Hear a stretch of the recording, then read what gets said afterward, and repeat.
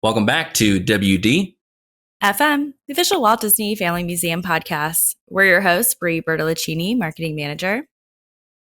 And Chris Mullen, Marketing and Editorial Specialist at the Walt Disney Family Museum.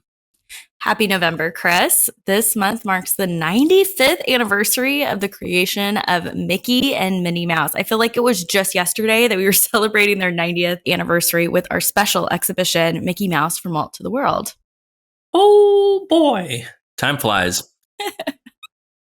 A+ impersonation. Thank you. Been working on it.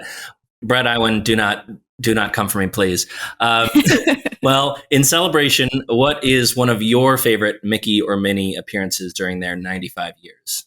Well, this might be recency bias, but I recently visited Disneyland and rode Mickey and Minnie's Runaway Railway. No spoilers for that attraction, but the premise of it is during the premiere of Mickey and Minnie's latest short, Perfect Picnic, an unexpected event sends guests inside the cartoon.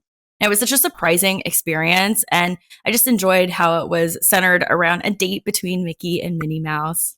Yeah, Runaway Railway is so much fun. Well, if you're going parks, then I'm going parks. My favorite Mickey appearance is the popular Nighttime Spectacular Phantasm. In the show, first running May 13th, 1992, Mickey Mouse appears and uses his magical powers to bring beloved characters to life in his imagination until such classic Disney villains as Ursula and Maleficent threatens Mickey's fantasy world. My favorite Minnie appearance is the short film The Nifty 90s, where turn-of-the-century Mickey and Minnie attend a vaudeville show and later ride in a new horse car that ends in a wreck when a cow interferes. As someone who used to work on Main Street USA at Magic Kingdom, the aesthetic of the whole cartoon and, the great outfits that Mickey and Minnie wear work so well and really make the short film timeless. Those were both really great picks. Now it is time for some museum updates. First up has us seeing spots with this month's film screening of 1996's 101 Dalmatians starring Glenn Close as the iconic Cruella de Vil. Visit our website for showtimes and to reserve your tickets. I'm really excited about that because we've shown the animated 1961 101 Dalmatians many times in our theater. It's always very popular. But this one, having grown up with it, the live action 101 Dalmatians, it's going to be a real special treat for this month. Yeah, I really love this one. I also grew up with watching this one, I think, before the animated one, possibly. I just remember Glenn Close's iconic Cruella de Vil. I think she's just was made for this role. Should have got the Oscar for it. He recently announced a new exhibition, Possibilities Unleashed, a pet portrait exhibition that will go on display in our theater gallery and lower lobby from November 16th, 2023 through March 2024. This exhibition is presented in conjunction with Disney Cats and Dogs, showcasing portraits by local Bay Area and Disney-related artists, highlighting the profound impact animal companions have on their creative expression. This exhibition will also showcase animal-related collectibles from Walt's personal collection, in addition to rare, non-English language posters from an array of classic, animal-centric Disney films. Learn more about this exhibition by visiting our website. This year, we're celebrating the 100th anniversary of the Walt Disney Company, and we are showcasing rare and unique objects from the museum's collection that highlight important milestones in Walt's career and his company's early history.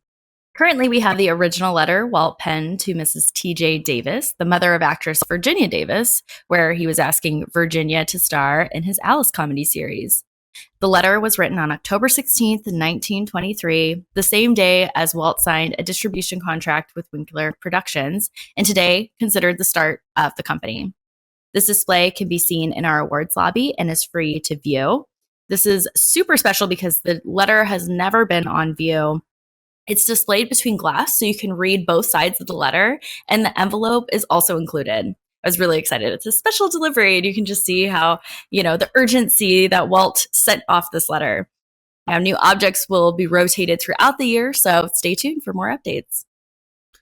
Really excited to see that letter up close. I got to go through the lobby when we last had a program, and getting to get real close up to that letter, the real letter, was just such a treat. So definitely recommend coming out and seeing it while we have it on display. We recently announced new studio series workshops for November and December. Studio Series workshops are 90-minute sessions exploring different topics and learning how to animate them. So, classes are available for adults and for youth. Available classes include animating an animal transformation, blowing out candles, animate a sword being pulled, and animating an owl. So, learn more by visiting our calendar on our website. The Napa Valley Museum Yountville is presenting a new exhibition, Pollyanna Valley, the story of the beloved film Pollyanna, starring Disney legend Haley Mills and featuring filming locations in the Napa and Sonoma Valleys. Discover why Walt Disney chose the city of Santa Rosa and the surrounding Napa and Sonoma countryside, including locations in St. Helena, Calistoga, and Petaluma, to represent an idyllic turn-of-the-century town. Enjoy rare behind-the-scenes photographs from the making of the film and original lobby cards and posters. Play the Glad game for yourself. This exhibition is presented in collaboration with the Walt Disney Family Museum, with text by Disney historian Joseph Titizian, curated by WD-FM's very own Brie Bertolacini with Joel Kurtz. This exhibition is on display now through February 25th, 2024. Brie, can you talk a little bit about getting to work on that exhibition? Yeah, this has been an exhibition that's been long in the works. And the text for this exhibition came actually from our blog by Joseph Titizian, who wrote this wonderful article many years ago, kind of documenting the ties to Pollyanna. So we, pulled together some really great photographs from the Walt Disney Archives, as well as the Walt Disney Family Museum, and some lobby cards to kind of highlight the different filming locations. And I just love visiting places where things were filmed and just seeing how it was transformed. So being able to see the real place, like the McDonald Mansion in Santa Rosa, and kind of seeing how that was utilized, the exteriors were utilized for Pollyanna, is just really awesome. So it should be a really fun exhibition over at the Napa Valley Museum in Yountville.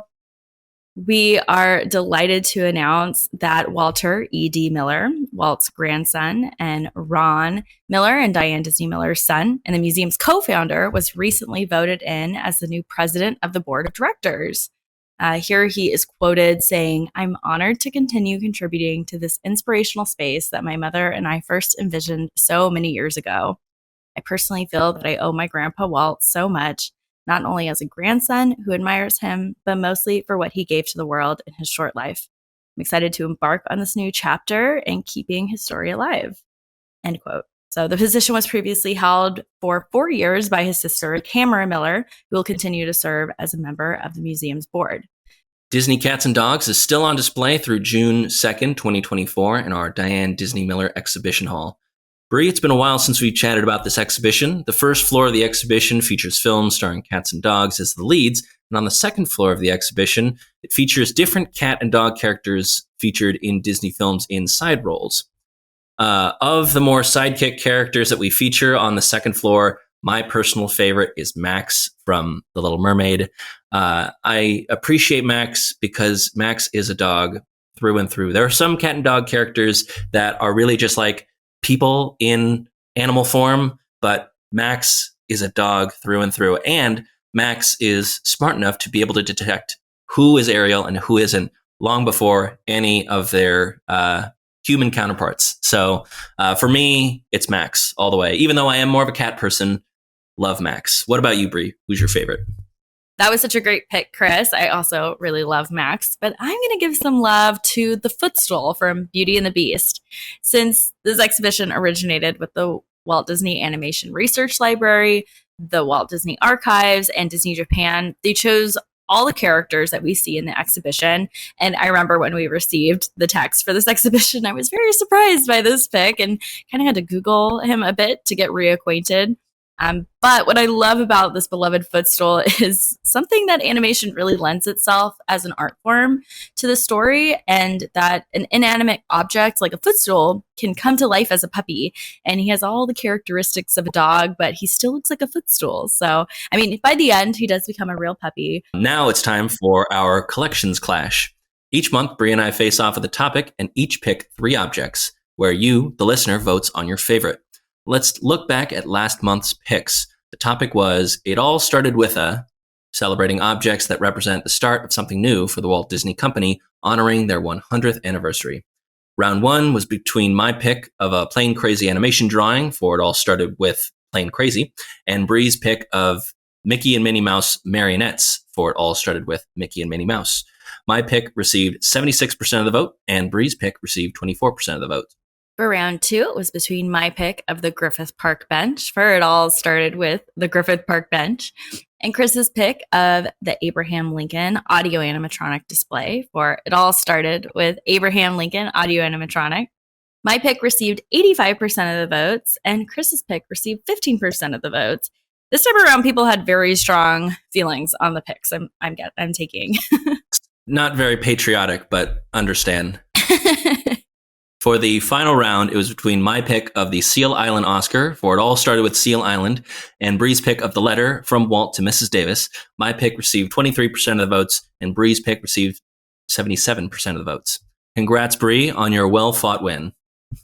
Thank you. Finally, I thought I would never win. Well, I am very, very excited to be able to kick off this month's collection clash.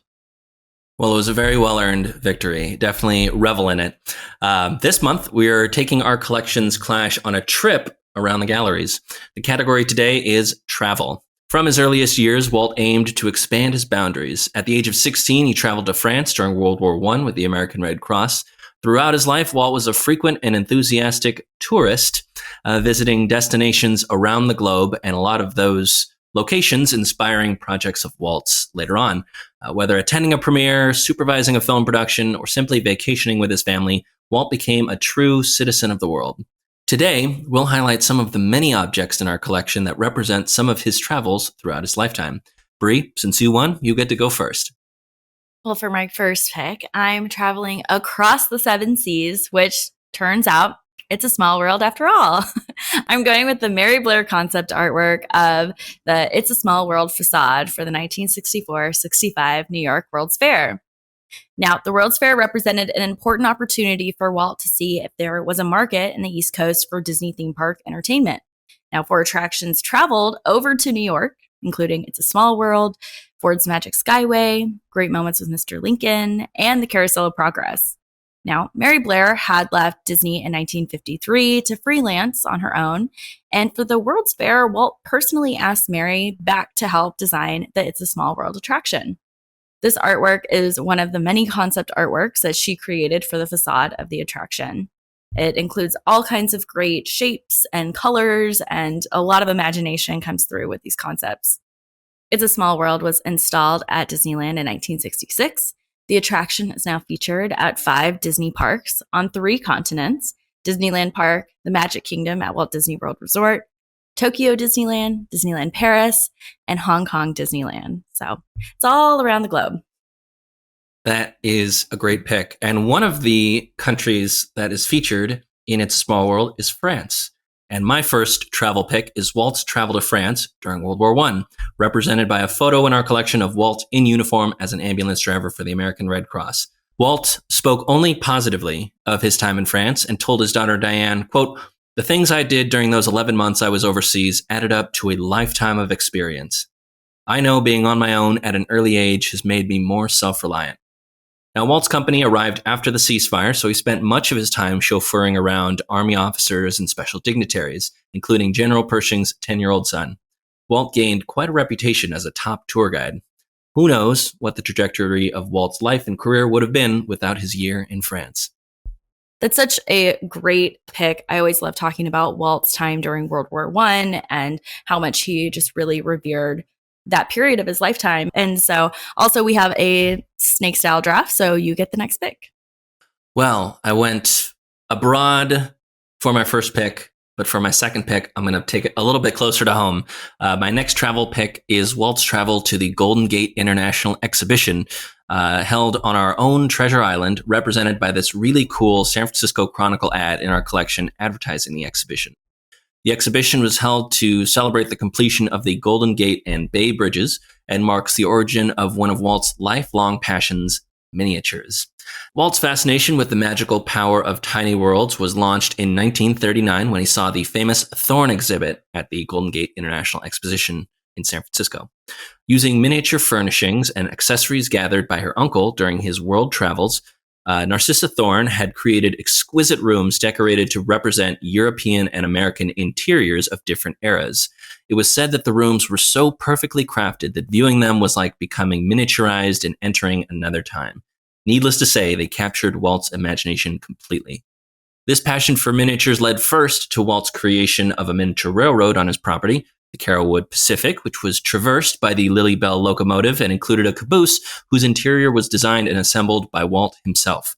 Walt's interest then led him to create a slightly bigger small world, if you forgive the wordplay, with Disneyland. And the rest is history. Well, that's such a great pick. And I just love all the different connections that Walt had to San Francisco. Kind of ties us all back into relevancy of another reason why it's so great that we are located in San Francisco. Great Treasure Island and miniatures connection. Well, for my next pick, what do you need to bring with you when you travel abroad? Your passport. I'm going with the passports of the members of El Grupo that traveled with Walt on a South America goodwill trip on behalf of the United States. So on display, we have some of the passport applications and photos of the members of Walt Disney Studios staff that traveled to South America with Walt. The group consisted of Walt and his wife Lillian, Norm, Fergie, Ferguson, Frank Thomas, Webb Smith, Ted Sears, Bill Cottrell and his wife Hazel, married couple Lee and Mary Blair, Jack Miller, Charles Wolcott, Herb Ryman, Larry Landsberg and his wife Janet Martin, Jack Cutting, and John Rose. Now, the trip lasted 12 weeks and served as a research trip for the two package films Saludos Amigos and The Three Caballeros. Well, and that trip was also the origin of Mary Blair's kind of artistic renaissance to the bold color use that we most notably associate with her. So that trip was important for many reasons. El Grupo, you could say they were all birds of a feather. Yeah, exactly. And if you want to learn more about that very important South America trip, we have a previous past episode on our podcast feed about it. So go ahead and take a listen if you haven't already. Well, suffice it to say, that was a great pick, Brie. And you have the next one. For my last pick, I'm going with the film canisters we have on display of Walt's travels. Now, Walt was always a filmmaker, and he took his handheld film cameras with him on his trips and captured some of those memories. Now, we have many of his personal family footage on display in our galleries, and these canisters once held the film reels that are now safely archived and perfectly preserved. Now, these canisters are interesting to look at how Walt archived his own films. You can tell he actually wrote each one by hand. And some notable travels noted on the canisters include Key to San Francisco, London, 1949, Strasbourg to Switzerland, and Paris. So lots of fun travels. Seems like that's not really a fair pick because your travel pick is all of them. Yes, exactly. It's, Walt's, it's like opening up a family album. I would, you get to pick the whole album, I guess. An object. Yeah. Well, it's a great pick. And also, while, you can't say this for sure, a lot of people will think about nature documentaries that Walt made, like the True Life Adventures, but he also made that travelogue series, People and Places. And, it's easy to see that, maybe on Walt's own travels, making his own home movies about the different places of interest in these different countries, that maybe that played a role. Who knows? But certainly interesting to think about. Yeah, definitely. I watched one of his travels when on I think it was his 1935 trip to Europe that he took with his wife Lillian and his brother Roy and his wife Edna. And they are made like movies. Like I watched it, it was unedited. It's exactly how it was originally. And I sat there and I figured out what each place was, which thanks Google Lens for that. But they really play like cinema. Like he was really telling stories through these personal films. So like there were a lot of great B-roll, a lot of like ambient shots of like just people, in the streets. I just remember a particular scene in London where there was just some kids kind of playing around, but it just really captured the moment, the black cabs and just kind of them touring through the city. So he really was an artist and a filmmaker, and even in his work life and his personal life, it's hard to not take that home with you. Or take it abroad with you. Yeah, there you go. Well, I think I have one more pick to go. So my last travel pick is Walt's travel to Florida to scope out land for Walt Disney World, represented in our collection by this neat vintage Walt Disney World brochure. In the mid 1960s, when the company was looking to buy tens of thousands of acres of land in Florida for its Walt Disney World resort, the company made the purchases using several shell companies. My personal favorite was the MT Lot Co. Disney legal counsel Bob Foster took on the pseudonym Bob Price to facilitate the purchase of thousands of acres of Central Florida land without giving up that it was the Walt Disney Company purchasing the land for a new entertainment enterprise.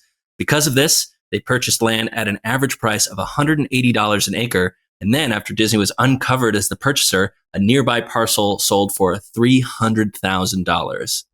What a great pick. And I just enjoy kind of talking about all the different areas of the world. And we've traveled so far. Why stop now?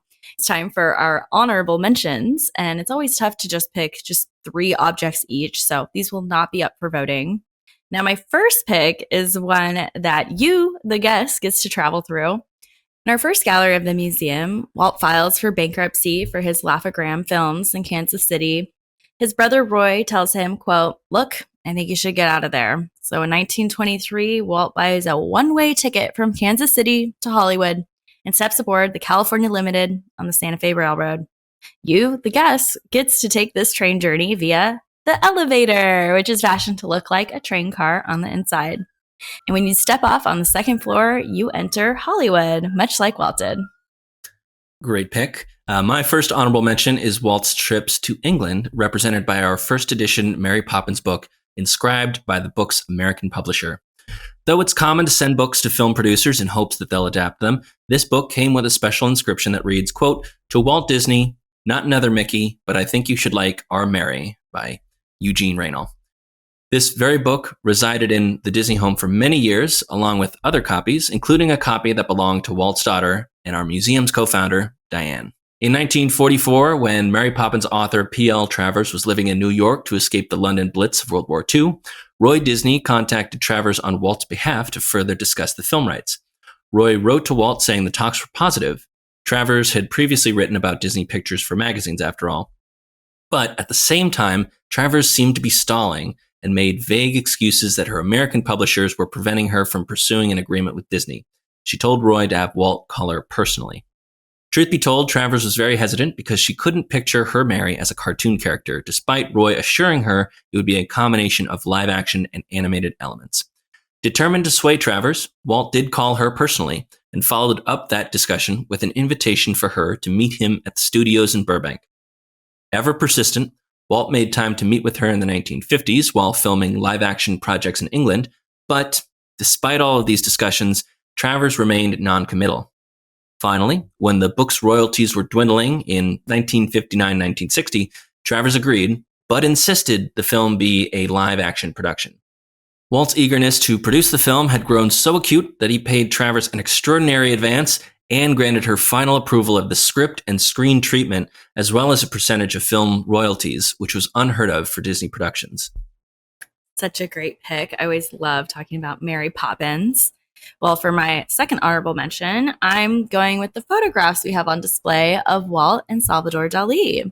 Now, these were taken in October 1957 when Walt and Lillian visited Salvador Dali and his wife Gala at their home in Port Legat in Spain. Walt and Dali had a lifelong friendship, and Walt collected many of Dali's paintings that adorned his Palm Springs home. Now, their friendship was explored in our 2015 special exhibition, Disney and Dali, Architects of the Imagination. Justice for Destino. For my second honorable mention, I'm going with Walt and Sharon's harrowing flight to Alaska, represented by this photo, just because of how great of a story it is. So to give you the context, Walt Disney and his youngest daughter Sharon left Los Angeles on August 10th, 1947 for a 3-week trip to Kendall, Alaska. What was supposed to be a relaxing flight turned out to be quite an adventure, as well as a wonderful father and daughter bonding experience. As Walt's daughter Diane, our co-founder, recalled, quote, "They were in a little plane, a bush plane. It was only supposed to be a 45-minute flight. They got up there and got in bad weather. They didn't know where they were. They didn't have any instruments, nothing to guide them, just their vision. They didn't have any visibility at all. They were up in the air for 2 hours and gas was running out. Daddy didn't know if they were going to come down or not.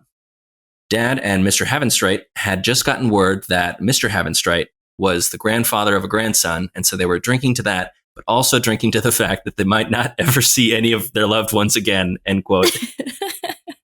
Sharon explained, quote, I was 11 and no one told me. I thought it was just because of Rusty being born, end quote. Quote, so she sat there and she was combing Daddy's hair, Diane continued. Here she was, and he was letting her comb his hair, and she was doing all these little things with his hair, and she was completely oblivious that they might not see the earth again. Quote from Sharon, they took a chance and drove through the clouds. Luckily, Candle was right below us, end quote. Quote, when they got out of the plane, they didn't have one of those regular staircases, and they had a long ladder. Dad fell flat on his face. He could have kissed the ground, end quote, added Diane. Wow. The dramatics. I love how Diane was not there, and yet how she's such a storyteller like her father, and just told the story with the most amount of dramatics possible. Sharon saying, I was 11 and no one told me. like maybe Diane would have the fuller picture just because she's been told this from her dad's side, and Sharon was just like, I was there, I don't need to hear it again, but I really didn't know what was happening. Well, for my last honorable mention, I'm going with Walt's Award of the Order of the Aztec Eagle he received from Mexico in 1943. This award is the highest honor a foreigner could receive from the Mexican government. On August 24th, Walt and co-founder of the MGM Studios, Louis B. Mayer, traveled to Mexico City to receive their medals directly from Mexican President Manuel Avila Camacho. The award honored those who have made a great contribution to Mexico, in particular, or humankind in general, and focused on Walt's efforts to foster beneficial international relations with Mexico. Good pick. That's also, I think, one of my favorite looking of the medals that we have on display right by where the gallery entrance is. I mean, you see it immediately when you look over, you know exactly what award it is, and it's a very nice medal. My last honorable mention is Walt and Lillian's wedding certificate, representing Walt's travel to Lewiston, Idaho.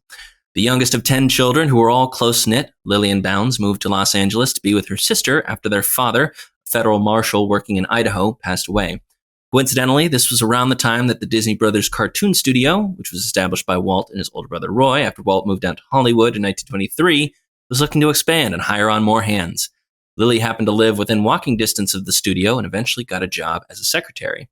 Walt often drove Lily and another woman home after work, especially if they were working late, to ensure they'd arrive home safely, and Lily realized that although she lived closer, Walt would drop her off second so they could spend more time together. Soon enough, Walt and Lily married on July 13th, 1925, and traveled to Lewiston, Idaho, where Lily's family resided for the wedding, before honeymooning at Mount Rainier National Park in Seattle, Washington.